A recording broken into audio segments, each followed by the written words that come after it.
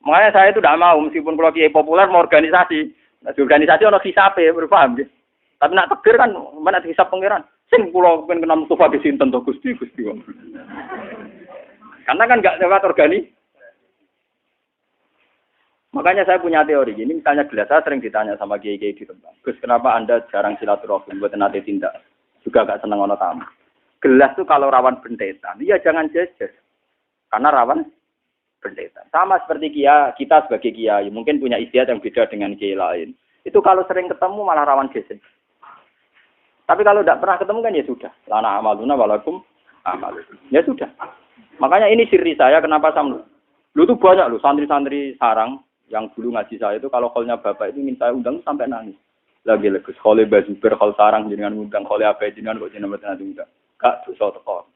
Bukan apa. Saya merasa ada siapa-siapa. Itu sampai nangis semua suara saya itu. Bu kalau nak khole apa jenengan juga gak. Itu sampai orang sing ngakali. Acarane dibarengno ning Rembang, mboten dolan Gus mampir kula Bukan Bapak, ini sebetulnya ilmu ya. Ini memang kalau kita terlalu kenal mungkin banyak target. Ngaku murid kok gitu-gitu saja ruwet. Jadi kita juga punya trauma sama orang yang kuper, yang ora gelem kenalan, tapi juga punya trauma sama wong sing kenal terus diorganisasi, terus ngasih lo duit jadi pundi-pundi uang itu juga saya khawatir. Kira aku dono takku tapi sama tak didono. Biar kejanggalan sampean pada saat itu terjawab. Tak pikir sampean khusus nudan. Nah, aku di alasan itu. Tapi kan tetep ora paham, hanya ora tau mulang, ora tau sinau. Lan kula nak gejolokan mbek wong alim-alim, wong apit-apit ora pati ngalim. Gus kula nu dalel 3 tahun. Tapi ngipi kula tetep wali jenengan ya karuan cangkemmu ngono mbok omongno. Saya itu punya teman dalel 3 tahun. Wah, kusuke sak boleh. Itu terakhir dalele sowan kula jarene kalau potongan cek kalah begini, karuan bekas. Karuan, barang karuan bekas. Itu dia tanya, sirinya apa? Ya sirinya aku ngalim, aku siri-sirinan, karuan, siri rahasia, itu barang karuan apa omong nom. Ya karuan dawe nabi nak nyingkire wong alim tak jam luwe apik timbang ibadah wong bodoh swidak tahun. Apa kan lagi 3 tahun ya adoh. Swidak tahun ora banding malah lagi apa? 3 tahun. Wah, aku cangkemmu lho kok ngerti. Wong ngipi-ngipi dhewe kok saiki malah takok. Wong ke suwanrene ora ngongkon nom. Ya mesti terlalu api-apian masalah opo. Tapi ya jagal tak mati-mati lho. Karena orang alim itu kalau berpikir itu gitu. Berpikir itu tadi, misalnya sujud. Orang mengartikan sujud ya kayak kita sujud dalam sholat. Itu memang sudah bagus dibanding sing ora sujud. Tapi orang munafik itu pernah sujud kayak kita. Ini zaman Nabi, orang munafik yang sujud. Malah imamnya kanjeng Nabi. Orang munafik nak sholat zaman itu imamnya sinten. Kanjeng Nabi, Radri Mustafa.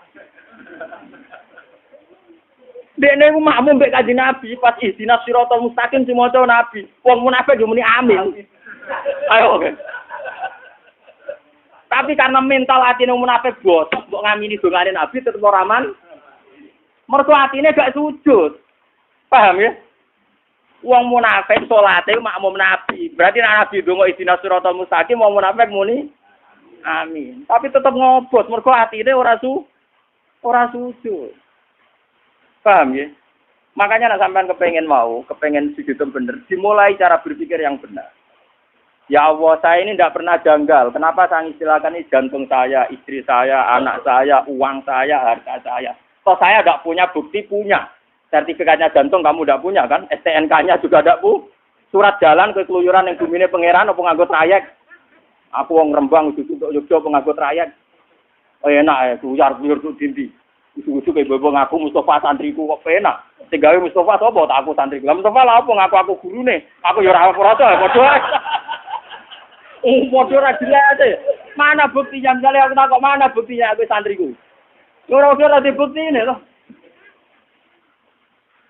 Toh, kamu nyaman-nyaman saja dengan merasa punya. Tapi pas diambil bengok. Oke lah, susah itu boleh basariah. Tapi ini kalau terangan. Man kalau nganti saat ini jadi ulama sering nangis. Kenapa teori sujud itu tidak dibesar-besarkan?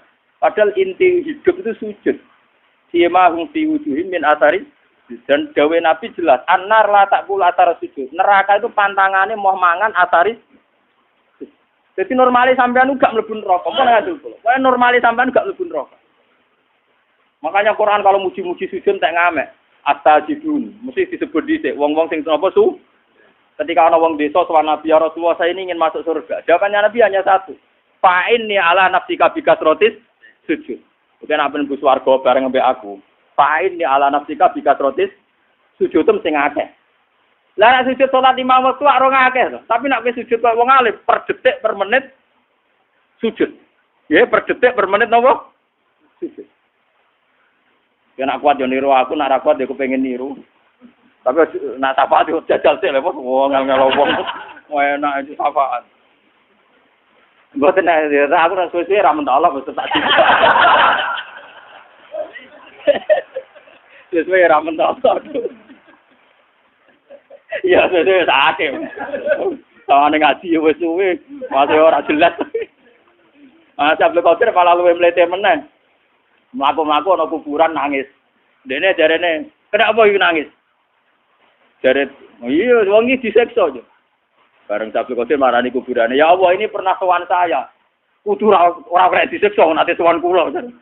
Terus langsung ra bungok-bungok. Dadi sekedar sowan Abdul Qadir. Tapi nek aku mau penahan sowan. Wah, wis mati aku mendapati Abdul Qadir gak.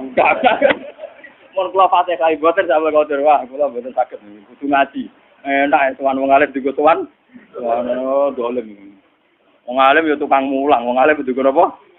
Bangune tobit tapi gambar wong.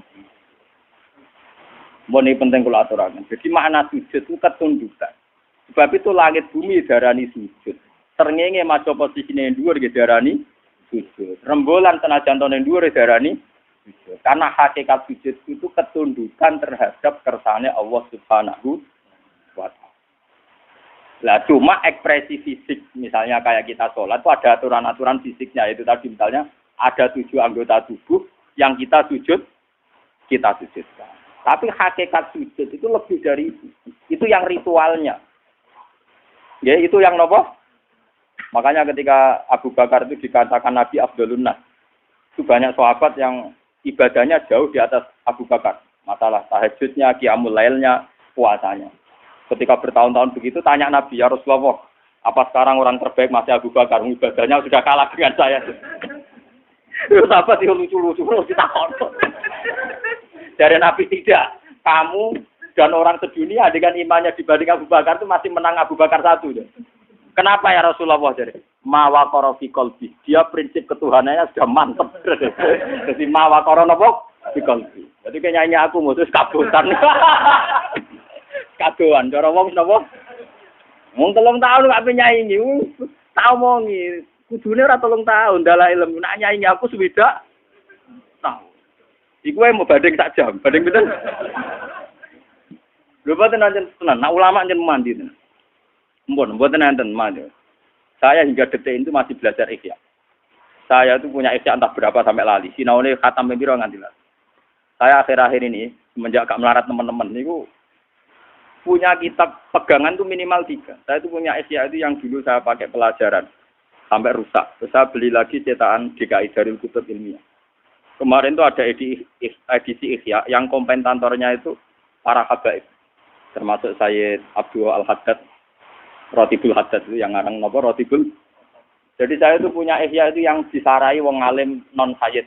Sing disarai alim sayyid, sampai sing disarai aktivis. Ngono kuwi bedane akeh. Saking seneng saya sama Imam Ghazali sampai wah kalau sampai ora kebayang. Sampean mikir ada dua mereka rugi barang entek terus waktu ini sampean. Nah ini bukan saya sombong ndak, biar sampean sadar kalau sudah merasa ulama itu harus tanggung jawab di depan Allah. Dan daripada saya berpikir sendiri itu saya tidak yakin benar, saya ikut berpikir ala Imam Sinten Ghazali. Makanya dulu bapak saya itu ngijazah saya begini. Pak, kowe nak Fatihah kok niate mamang. Ya Allah saya baca Fatihah, saya punya niat kayak niatnya Abdul Qadir Jilani. Saya baca Fatihah punya niat kayak niatnya Imam Ghazali. Ternyata Imam Ghazali itu juga meriang ngadepi pangeran. Ya Allah, saya Fatihah ini punya niat kayak niatnya Nabi Muhammad. Wah, itu orang. Jadi itu betul. Saya ini suka tua aku sadar. Ternyata isi HDW itu berat. Ini bener Pak Khalil Bangkalan. Ini sangat PD dibeli meriang. Ya karena orang mati. Ini cerita nyata. Pak Khalil itu orang mati. Misalnya coba nak 20 tahun lagi SD sering mati misalnya. Mustafa mati, Dolkas Wadin mati ayo keselen to kaya. Lho iya to, 30 tahun tes 10 tahun wis gentenan. Saya kan tak zian nili anake sunat, besok kan mati lho betulan.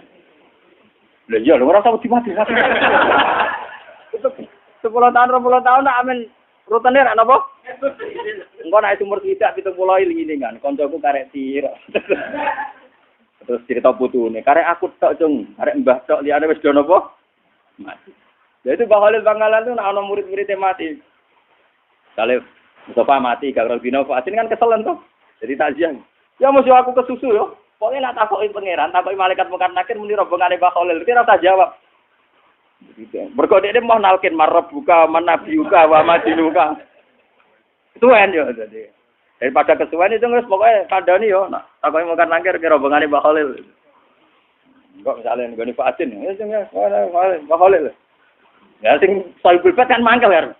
Iya karepe Mbah Khalil diundang tenan-tenan. Ya ngono tok. Nah ternyata suatu saat kan kon jawab ketua rombongan tuh. Pikirane wong akeh ya kejawab Mbah Khalil tuh. Ternyata Mbah Khalil pas rumah. Ketemu kancane habis kanca kan gak wani guyon, Den. Jenengan kok pede, jenengan wani sangat bukan. Ya aku lah ngenteni ketua rombongan, aku jawab Nabi Muhammad.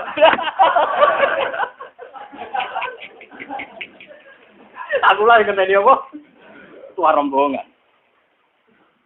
Ya, nak mungkin nangkir kan di sini Muhammad meriang dah. Mungkalah Abdul, kalah nopo. Nah, itu disebut yaumana tukula unasim di imamihim. Jadi wong kabeh sampeyan dipanggil lu nganggo ketua rombongan. Kowe ora iso mus ketua, ora iso abot. Ora level ora nopo. Mulane wong kon maca selawat maksude ben tetep duwe ketua rombongan. Muga selawatan ditampa Nabi dadi ana daftare. Ana napa? Sekali rasi tompo kan gak ada daftar. Mulane suatu saat itu ono wong lomo, ini kisah nyata. Ada seorang, dan ini pas butuh ya, bukan bisnis. Saya ulang lagi, ini pas butuh, tidak bisnis. Ada seorang syarifah, masih cucunya Nabi, dia itu kelaparan. Dia kelaparan, walhasil dia itu minta sama seseorang. Ya bulan saya minta uang, saya ini sudah 3 hari tidak makan. Memang benar-benar dia kelaparan. Si Fulan tadi menjawab, apa bukti bahwa Anda cucu Nabi? Kebetulan Syarifah ini lupa silsilah nasabnya. Ya saya tidak punya bukti, terus gak dikasih. Orang ini terus, untungnya orang ini setengah kiai, masih diingatkan Nabi. Suatu saat dia terus mimpi, di Roro Mahsar. Orang sibuk kayak apa di Roro Mahsar. Terus dia ketemu sama Nabi. Ya Rasulullah, semua orang itu bingung, minta syafaat engkau. Saya ini umatmu. Nabi jawab, apa buktinya? Dia bangun golek mergo. Nabi dia tanya, apa buktinya? Ini masih mendingan diperingatkan. Wah, apa kapok tenan den waduh. Nanti kita kira ono buktine lho, sak santriku. Kudu golek bukti Gusti. Kan saya kan ndak ngeluarkan sertifikat kan.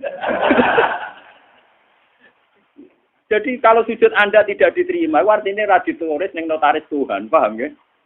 Mulane syarat ibadah ditampa ana kira mangka tidin ya'lamu nama tab alun. Kudu nganti ditulis. Jadi syarat ibadah ditampa kudu nganti ditulis. Untuk sampai tulisannya sampean bulet-buletan setip-setipan. Lho nggih ngamal wong ngeten misale sampean saiki salat ikhlas. Bariku kecampuran riya mbek malaikat dibuset. Bar sedekah bariku undat-undat dibuset meneh.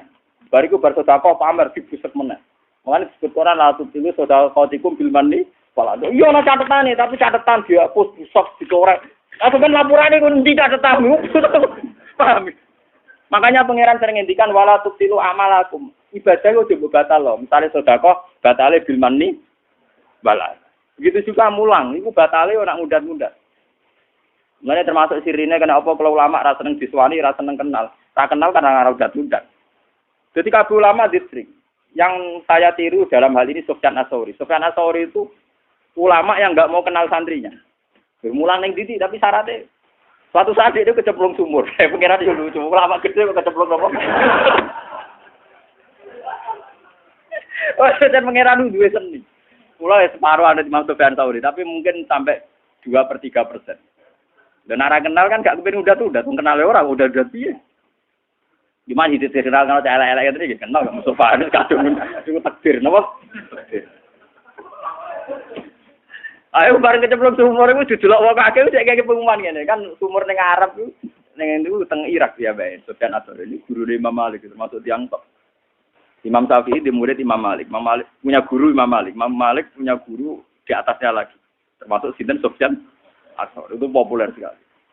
Dan ini delok wong akeh. Dia itu lama terkenal. Enggak ada hadis Bukhari Muslim yang tidak menyebut sinten Sufyan Ats-Tsauri. Niku jek ngumumno. Apa di antara kalian tuh mau nolong saya semua? Iya ya Imam. Tapi hal minkum mayasmaul hadis. Apa di antara kalian pernah ngaji saya? Semuanya pernah. Kalau begitu saya tidak mau. Berkau khawatir tak situ aku jadi opai dia mulang nopo. Modal kalian dulu. Boleh wong kira tahu ngaji dia udah kelan. Berkau sak kawasan gue tahu ngaji. Sampai sore melarati ra karuan. Lu wangelan, akhirnya ono sing mulai wayu golek liya desa iku wangelan. Kowe tau kenapa sobat boten ayo beneran.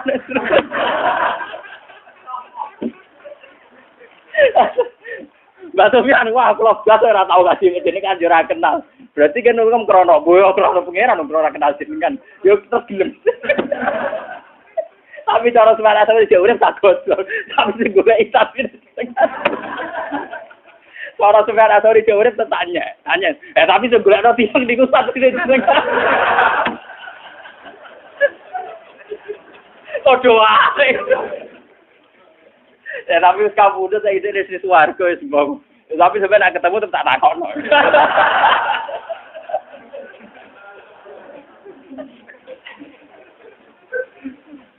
Lah Sufyan Ats-Tsauri dalam madzhab ini itu diikuti Imam Ghazali dalam kitab Minhajul Abidin. Ya, dalam kitab napa? Imam Ghazali itu madzhabnya Syafi'i, tapi dalam masalah murid dia ngikuti Sufyan Ats-Tsauri. Dan itu yang saya tiru. Cuma aku ya tepaan ana sing kenal Mustafa Barang itu paksa. Ora dikongkon moro-moro. Iku senasem padahal ora ora karepku. Iya karepe cah iki. Sufyan Ats-Tsauri itu diikuti Imam Ghazali. Makanya di Minhajul Abidin itu Imam Ghazali menerangkan, jika Anda punya penyakit hasad sama orang mukmin karena kamu vonis medit atau kamu vonis apa, maka kuncinya satu, kamu jangan kenal. Misalnya kita Pak D, Pak Lek, konco, kowe nganti ngukumi medit karena apa? Karena kenal. Sampean tahu uangnya situ 1 miliar, tapi ngekek gue mau 5.000. Sampean tahu dia punya mobil 3 nyileh ora oleh. Kamu kenal karena kamu toma, karena kenal kamu toma. Kalau toma terus punya kriteria, nak gangge duwe akeh barani medit, gak jadi mobil barani medit, ketemu rata kok barani angkut. Padahal mungkin di Jakarta, di Surabaya, di Medan banyak orang lebih angkuh, lebih medit. Tapi karena kamu tidak kenal, tidak pernah menvonis kan? Karena tidak kenal. Makanya Sufyan Ats-Tsauri ketika dia tanya, kenapa Anda, kata Nabi kan orang disuruh banyak kenal orang, tapi engkau kok kebalikannya. Ya mereka kenal terus kecewa, nak ditektir kenal ya Allah. Jadi kalau sampai ini tektir, nak tektir lah, nak maksudnya tektir kenal ini oleh. Makanya saya itu tidak mau, meskipun kalau kiai populer mau organisasi, nah, di organisasi orang hisape, berpaham gitu. Tapi nak takdir kan mana hisab pangeran. Sing kula pengen kenal Mustafa di sinten to Gusti. Karena kan enggak lewat organik. Makanya saya punya teori gini, misalnya gelas saya sering ditanya sama kiai-kiai di tempat. Gus, kenapa Anda jarang silaturahmi buat nanti tindak? Juga enggak senang ono tamu. Gelas tuh kalau rawan bentetan, ya jangan jejes. Karena rawan bentetan. Sama seperti kita sebagai kiai, mungkin punya istiadat yang beda dengan kiai lain. Itu kalau sering ketemu malah rawan geses. Tapi kalau tidak pernah ketemu kan ya sudah. Lana amaluna walakum amalukum. Ya sudah. Makanya ini siri saya kenapa sama. Lu tuh banyak lu santri-santri sarang yang dulu ngaji saya itu kalau kolnya bapak itu minta undang sampai nangis. Lagi legus khole bazuber khol sarang jenengan undang khole apa jenengan kok jenengan nanti undang. Gak dosa teko. Bukan apa. Saya merasa ada siapa-siapa. Itu sampai nangis semua suara saya itu. Bu kalau nak khole apa jenengan sudah gak. Itu sampai orang setengah kali. Acaranya bareng noni Rembang. Buatan dolan, Gus mampir. Bukan Bapak, ini sebetulnya ilmu ya. Ini memang, kalau kita terlalu kenal, mungkin banyak target. Ngaku murid kok gitu-gitu saja ruwet. Jadi kita juga punya trauma sama orang yang kuper. Yang belum kenalan. Tapi juga punya trauma sama wong sing kenal terus diorganisasi. Terus ngasih lo duit, jadi bundi-bundi uang. Itu juga saya khawatir. Kira aku doa takku, tapi sama tak didono. Biar kejanggalan sampean pada saat itu terjawab. Tak pikir sampean khusus nudan. Nah, aku di alasan itu. Tapi kan tetep ora paham, hanya ora tau mulang, ora tau sinau.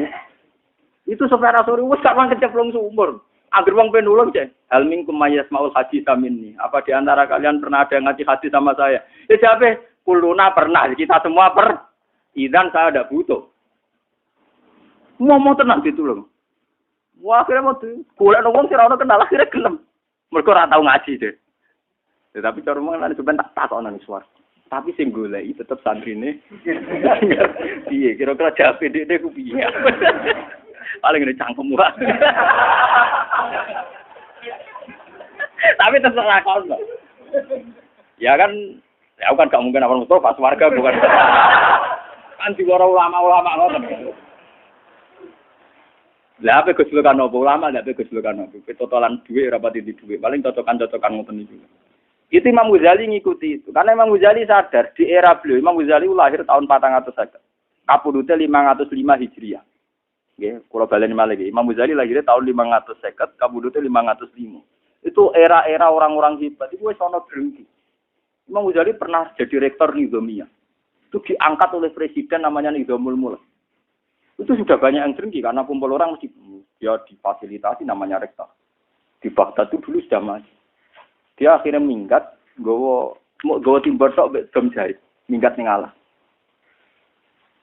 Ya dia kalau ditanya, jenengan mulang ku ana manfaate akeh. Jabe dene ya tapi madharate akeh, wong hasud wong drengki. Tapi jenengan kan manfaat. Nek aku ngerasa manfaat malah ra manfaat uga ilmuku pangeran. Aku nek ngerasa manfaat malah gak manfaat. Pokoke sing ngandani dibantah. Mungkin wis kenal pangeran wis dikandani. Akhirnya sing takok aku atir takok. Lah kok beto tiba. Mergo mingkate kok go tiba wis gem jahit.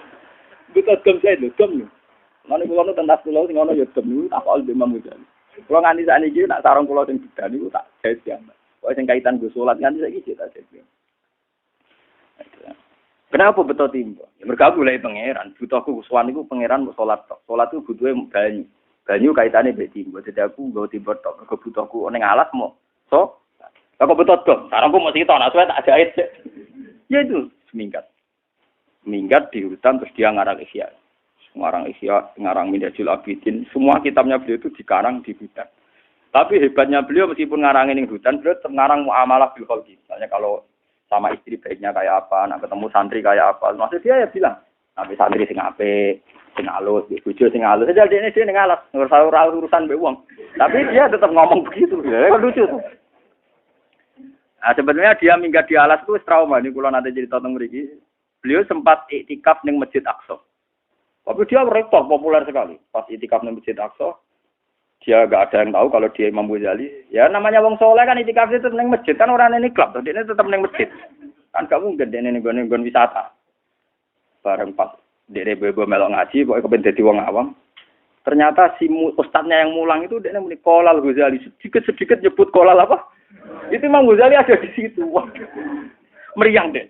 Wah, nak aku itikaf ning kene suwe-suwe konangan aku Imam Ghazali bar terus minggat lagi. Jadi dia minggat di hutan sebenarnya dari beberapa pilihan. Berkali-kali dia minggat di masjid. Ternyata guru-guru di situ pegangannya kolal. Nang kula sak kula nate ngalami bolak-balik. Kula biasa nganti sak nitong pasar. Kan iki Nur Salim lho sing alim jenenge Gus Ban. Jenengan kenal iki kok itu kula. Waduh. Wah, maten. Geng kertas tak ngono ya. Lah jenengan apa ada waduh. Jenengan kok aneh-aneh mboten urusan kula. Karena saya memang nggak pernah pidato, hingga detik ini nggak pernah pidato. Saya berkali-kali. Nganti saat ini sering kalau badhe teng sarang itu kan sering ngebis, sering nggo mobil, sering. Pas ngebis sering diceritain. Anak kula sekolah teng sarang pun alia, ya alhamdulillah pun ngalim dia meninggal. Ada gurunya itu saya. Pas saya ke situ tuh mau mulang. Bareng pas jalan dia mau ke madrasah bareng belajar badhe disebuti badhe di madrasah. Bareng ketemu anak-anak sudah nyucup kula. Mas, ini kan sing Gus Batu. Kados sing wah, matane. Itu saat saya aja ngalamin gitu, apalagi imam itu. Gus. Itu udah ada yang kenal di Palestina. Semua kenal Qolal Ghazali, tidak tahu orangnya. Gak ngerti orangnya sedang itikaf. Ya wudu, cara saya turun isor beduk lah kemulan terus ngerti. Wah, cara sakniki. Nah, iki ra nyamar pancen ngene iki. Ora nyaman. Kowe ora bodho, pancen bodho tenan. Kula nu de kanca niki kisahnya. Kula nu de kanca niku mulai mondok niku puluhan tahun kalian kula. Ora alim, mergo senengane dukun. Beda senengane apa? Dukun. Orang alim, nanti saiki nyai orang alim dhewe tetep orang alim. Iku tiap ana wong takon, sajane kula ya iso, tapi wedi riya dadi ben dijawab Gus Ba. Wong kula kurang ajar. Dia kira pertanyaan angel-angel dek neng. Sajane kula nggih saged, tapi timbang kula kuwatir riya, pamer nggih kesane siap Gus Bak mawon. Lu mati saiki citrane dadi ikhlas. Gara-gara oleh kurang ajar. Santri ku ada. Tapi isane paling maca takrib. Ngur takoke hukum wis bulet tidak wis ra iso. Ana ra iso rombongane gak sowan aku. Niki Gus badhe tanglet. Jadi kula nggih saged wedi napa? Riya. Kurang ajar. Lah padha sak kelas nggih wani mawon bae kula. Wah, nganti saya. Sing salam tablek yo Dek, sing mulya yo Dek. Wani saiki mumate nang ngelem. Insyaallah tiang kok ikhlas ngoten Gus. Lah terus ikhlas buahmu. Buento. Jadi kita warai, kita bodoh kita ketara bodoh dari saat ini kalau tak, tapi mesti pak. Semaan yang ngono kan misalnya rapatilanya, kalau mau coba mas Dajud mau semak wong bulat tenan banyak.